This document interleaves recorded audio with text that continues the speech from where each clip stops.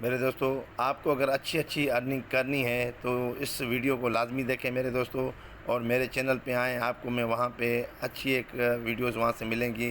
CPM पे work किस तरह किया जाता है, मैं आपको ये एक वीडियो दिखा रहा हूँ मेरे दोस्तों। इसको देख लें, 115 व्यू है और इसकी अर्निंग कितनी हुई है वो मैं आपको दिखा रहा हूँ मेरे दोस्तों। ठीक है, ये देखें 115 सिर्फ व्यू हैं, और मैं इसके रेस्ट पे क्लिक करता हूँ तो यूनिक व्यू कितने हैं, 103 व्यू हैं मेरे सब बाहर से। ठीक है मेरे दोस्तों, अगर मैं इसके रेवेन्यू की बात करता हूँ तो $9 मुझे सिर्फ इस पे मिले हैं, सिर्फ 115 व्यूज़ पे मेरे दोस्तों।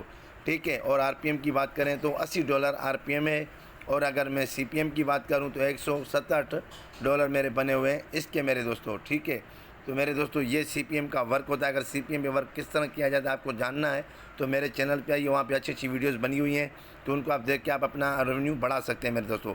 तो मेरा चैनल अच्छा लगे तो मेरे चैनल को लाजमी सब्सक्राइब करें सर।